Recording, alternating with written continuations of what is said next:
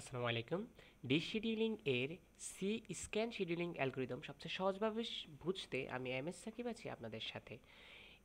পূর্ববর্তী লেকচারগুলোতে আমরা এফসিএফএস, এসএসটিএফ and S scan সম্পর্কে জেনেছিলাম। সো সি স্ক্যান অনেকটা স্ক্যানেরই মতো। আমরা চলুন এই কোশ্চেনটা সলভের মাধ্যমে বিষয়টি ক্লিয়ার হই। আমাদের এই কোশ্চেনে রিকোয়েস্টগুলো এসেছে কীভাবে 98, 183, 41 এই জিনিসগুলো আমরা সিকোয়েন্সিয়ালি লিখে দিলাম। যেভাবে 98 যে আমাদের ভ্যালুগুলো আছে সেগুলো সিকোয়েন্সিয়ালি লিখে দিলাম। দেন সি স্ক্যান শিডিউলিং আমাদেরকে করতে হবে এখানে। And head initialise cylinder number 53, আমাদের ইনিশিয়ালাইজ হবে প্রথম নাম্বারটা 53 থেকে শুরু হবে এবং এটা মুভ মুভ করতে থাকবে 0 থেকে 199 পর্যন্ত। Calculate the total seek time, আমাদেরকে সিক টাইম বের করতে হবে। সো এই অ্যালগোরিদমটা যেভাবে কাজ করে তা হলো একদম আমাদের যে সিলিন্ডার নাম্বার আছে 53 আছে এখানে বা অন্য নাম্বার থাকতে পারতো, যে নাম্বারটা থাকবে সেই নাম্বার থেকে একদম শেষ পর্যন্ত আমাদেরকে চলে যেতে হবে।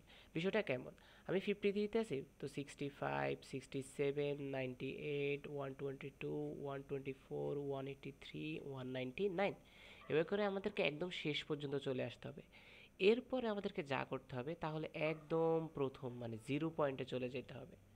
ওকে, সিডিও ফান্ডে এর ভিতরে আমরা 14 অ্যান্ড 41 এই দুইটা করবো না। আমরা কি করব, প্রথমে 0 পর্যন্ত আসবো, তারপরে 14 অ্যান্ড 41। বিষয়টা হলো তারা আমরা দেখতে পাচ্ছি যে দুইটি লাইনই একই ডিরেকশানে আছে, তো বিষয়টা এভাবেই ঘটবে। সো এই জন্য টোটাল 6 টাইম যদি আমরা বের করে নিই, 6 টাইম ইজিক্যাল টু এখানে 53 থেকে 199 এই লাইনের ডিফারেন্টটা কত। সো এটা ডিফারেন্ট বের করার জন্য বড় সংখ্যা থেকে আমাদের ছোট সংখ্যা বিয়োগ দিতে হয়। এরপরে এই লাইনটার জন্য আমাদের ডিফারেন্ট কত, 199 থেকে 0 বিয়োগ দিতে হবে। সো 199 থেকে 0 বিয়োগ দেওয়া, 199 লেখা একই।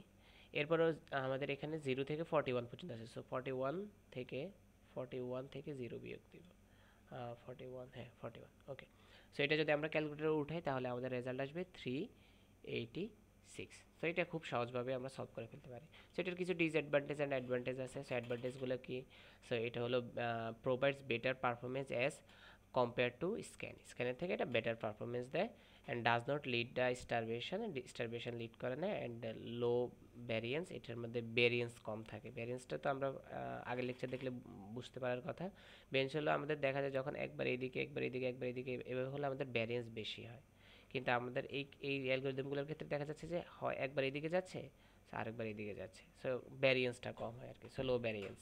অ্যান্ড ডিসঅ্যাডভান্টেজের মধ্যে কী আছে এখানে, causes long waiting time for আমাদের সিলিন্ডার। সো সিলিন্ডারের জন্য লং ওয়েটিং টাইম, যেমন আমি যদি এখানে দেখাই, এখানে যদি আমরা 14 মানে 14 করতে যাই তাহলে আমাদেরকে এখানে 199-এর পরে 14-এ আসতে অনেক টাইম ধরে আমাদেরকে কী করতে হইতেছে, ওয়েট করতেছে। সো এটাই মেনলি ডিসঅ্যাডভান্টেজ। আশা করি সবাই এই অ্যালগরিদমটা বুঝতে পেরেছেন। বুঝতে পারলে অবশ্যই লাইক, কমেন্ট, সাবস্ক্রাইব করবেন। সমস্যা থাকলে কমেন্ট সেকশনে জানাবেন। আসসালামু আলাইকুম।